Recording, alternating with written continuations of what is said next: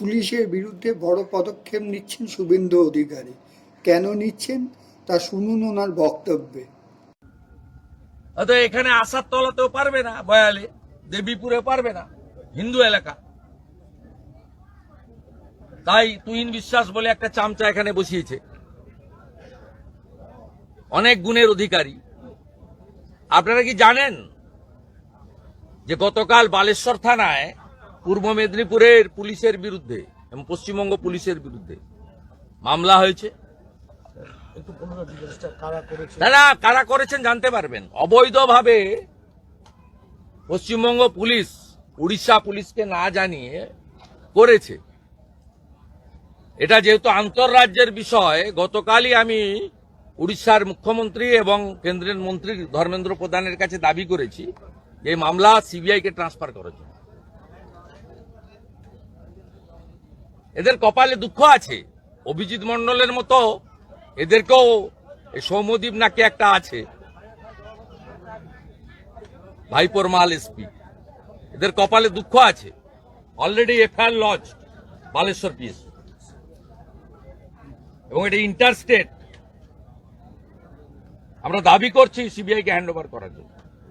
আমাদের নন্দীগ্রামের লোক চিকিৎসা করাতে গেছিল কটকে, বালেশ্বরে তাদের হোটেল থেকে জোর করে তুলে আনা হয়েছে without search warrant, without the help of Odisha police, এবং অলরেডি কালকে এফআইআর লজ হয়েছে বিএনএস এর অন্তর্গত। মানে চন্দনা রাজকুমার ওরা চিকিৎসার জন্যই গেছিলেন ওখানে, নন্দীগ্রামের বাসিন্দারা গেছিলেন। কে গেছিলেন তো এফআইআর লেখা আছে। এটা ইন্টারস্টেট, সিবিআই জন্য আমরা দাবি করেছি। গতকালে আমি মাননীয় মুখ্যমন্ত্রী উড়িষ্যার সঙ্গে কথা বলেছি, কেন্দ্রীয় মন্ত্রী ধর্মেন্দ্র প্রধানজির সঙ্গেও কথা বলেছি।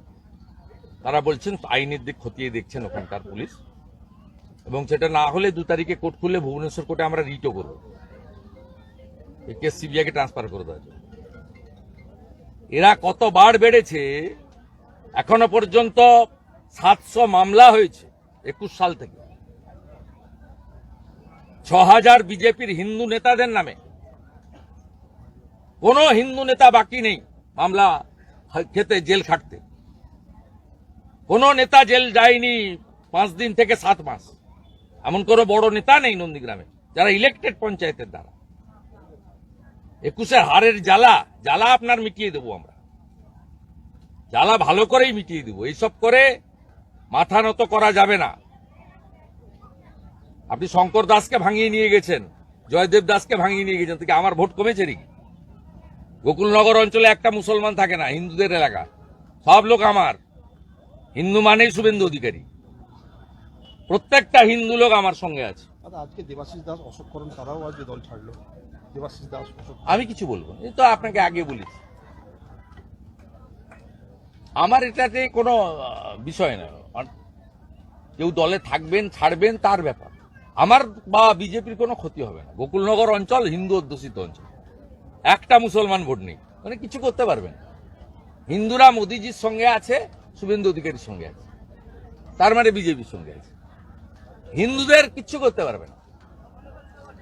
আর আপনি মুসলমানদের আমার সঙ্গে ঘুরে বেড়ালেও এমএলএ এর কাছে আসবে, সুযোগ সুবিধা নিবে, তো ভোট তারা তৃণমূলকে দেবে।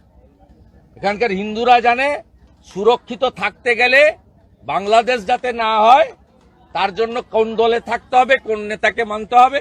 আর এখানকার মুসলমানরা জানে যে খাজেরি মাদ্রাসাগুলোকে টিকিয়ে রাখতে গেলে কাকে ভোট দিতে হবে। আমাদের ভিডিও ভালো লাগলে লাইক ও শেয়ার করুন, কমেন্ট সেকশনে গিয়ে জানান আপনাদের মতামত। আরও ভিডিও পেতে চ্যানেলকে সাবস্ক্রাইব করুন। প্রতি মুহূর্তে খবরের আপডেট পেতে প্রেস করুন বেল আইকন।